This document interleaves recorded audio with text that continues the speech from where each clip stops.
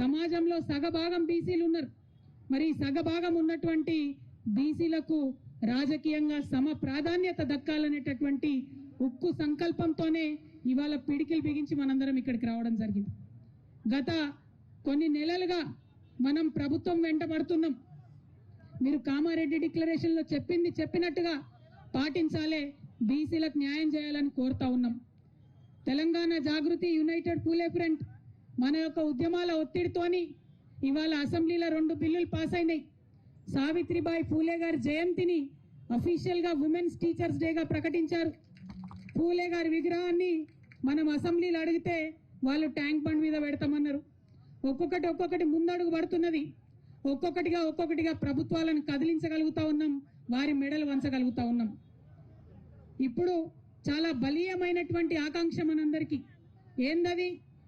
ఇవాళ జరుగుతున్నటువంటి local body ఎన్నికలలో, రేపు తెలంగాణలో జరగబోయేటటువంటి స్థానిక సంస్థల ఎన్నికల్లో డిక్లరేషన్, కామారెడ్డి డిక్లరేషన్ లో చెప్పిన విధంగా 42% రిజర్వేషన్ ఇచ్చి తీరాల్సిందే అని ఇవాళ ఇక్కడ కూర్చున్నాం. 42% రిజర్వేషన్ కోసం 72 గంటల నిరంతర నిరాహార దీక్ష కోసం ఇవాళ ఇక్కడ కూర్చున్నాం. ఇది రాజకీయ పోరాటం కాదు, ఇది ఆత్మగౌరవ పోరాటం. బీసీల ఆత్మగౌరవం కోసం జరుగుతున్నటువంటి పోరాటం, గాంధీ గారు చూపించినటువంటి మార్గంలో మనం చేస్తున్నటువంటి పోరాటం. గాంధీ గారు ఏం చెప్పారు మనకు?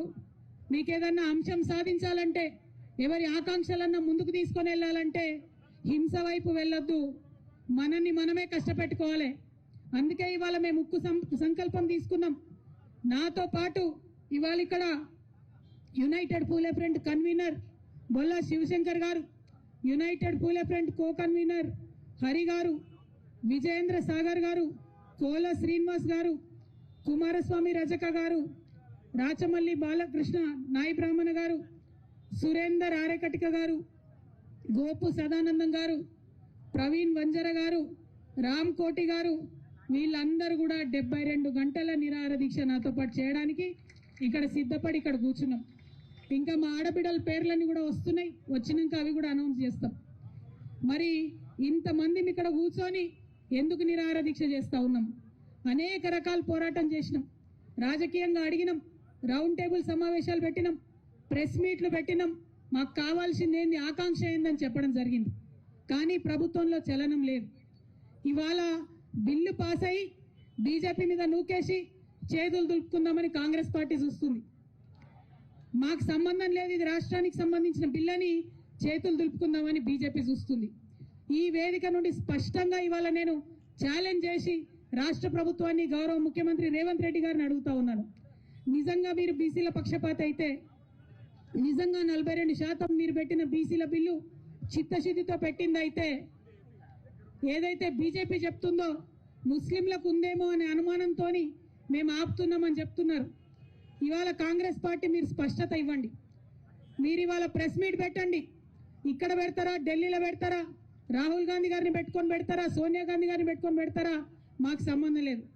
ప్రెస్ మీట్ పెట్టి ఓపెన్ గా డిక్లేర్ చేయండి, ముస్లింలకు 10% రిజర్వేషన్ మేము సపరేట్ బిల్లు పెడతాం అసెంబ్లీలో అని చెప్పి డిక్లరేషన్ చేయండి.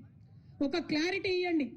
దాంతో ఏమైతుంది, ఇప్పుడున్న 42%లో ముస్లిం మైనారిటీల రిజర్వేషన్ దీంట్లో ఇంక్లూడెడ్ కాదు, ముస్లింస్ కి సపరేట్ గా 10% రిజర్వేషన్ పెట్టాలని చెప్పి మేము డిమాండ్ చేస్తా ఉన్నాం. ఇక అప్పుడు బీజేపీ మీద ఉంటది బాధ్యత. ఈ 42%లా ముస్లింస్ లేరన్న విషయాన్ని కాంగ్రెస్ పార్టీ క్లారిటీ ఇవ్వాలి. ఒకవేళ ముస్లిం సోదరులకు ఉంటే ఆ విషయం కూడా క్లారిటీ ఇవ్వాలి. కానీ మీరు ఏ విషయం చెప్పకుండా మేము బిల్లు పాస్ చేసినాం, బీజేపీ వాళ్ళు సంతకాలు పెడతలేరని మోసం చేయొద్దని చెప్పి మాత్రం కాంగ్రెస్ పార్టీని మేము డిమాండ్ చేస్తా ఉన్నాం. మేము ఇక్కడ 72 గంటలు కూర్చుంటాం. ఈ 72 గంటల్లో మీరు ఢిల్లీలో రేపటి నుంచి మీ అగ్రనాయకుల్ని కలుస్తా ఉన్నారు. ముఖ్యమంత్రి గారు నేను డిమాండ్ చేస్తా ఉన్నా, వాళ్ళ పర్మిషన్ తీసుకోండి. ఎందుకంటే ఢిల్లీలో పర్మిషన్ ఇవ్వండి, గల్లీలో వీళ్ళు కుర్చీలో కూడా కూర్చునే పరిస్థితి లేదు. కాబట్టి ఢిల్లీలో మీ అగ్రనాయకుల పర్మిషన్ తీసుకోండి. ఈ 42% బీసీలకు సపరేట్ గా పెట్టండి, 10% ముస్లింల కోసం సపరేట్ గా పెట్టండి. ఆ క్లారిటీ ఇవ్వండి, ఆ స్పష్టత ఇవ్వండి. ఆ తర్వాత బీజేపీ గనక సంతకం పెట్టకపోతే, గవర్నర్ గారు గనక సంతకం పెట్టకపోతే మేము ఈ దీక్ష ఇక్కడ కాదు ఢిల్లీకి పోయి జంతర్ మంతర్ మీద అక్కడే చేస్తామని కూడా ఈ సందర్భంగా మీకు తెలియజేస్తా ఉన్నా. ఈ స్పష్టత ఇవ్వకుండా, ఈ క్లారిటీ ఇవ్వకుండా నువ్వెంత అంటే నువ్వెంత, తూకిత్తా అంటే తూకిత్తా అని కాంగ్రెస్ బీజేపీ కూడా ఇద్దరు కలిసి మోసం చేసే ప్రయత్నం చేస్తున్నాయి. బీసీ బిడ్డలను మభ్యపెట్టే ప్రయత్నం చేస్తున్నాయి. ఈ ప్రయత్నాన్ని మాత్రం మేము ఎట్టి పరిస్థితుల్లో సఫలం చేయనిచ్చేది లేదు. ఇక రెండో విషయం, మేము 72 గంటలు దీక్ష చేస్తాం, మేమే అన్నం తినం, మేమే నీళ్లు తాగం, 70 గంటలు ఇక్కడ కూర్చుంటాం మా బీసీ బిడ్డల కోసం అంటే ప్రభుత్వం భయపడుతోంది, పర్మిషన్ ఇస్తలేదు. ఇవ్వాలంటే మనం 10 నుంచి 4 వరకే ఉండాలంట. నేను డిమాండ్ చేస్తా ఉన్నా, ఆనాడు ఉమ్మడి ఆంధ్రప్రదేశ్లోనే 40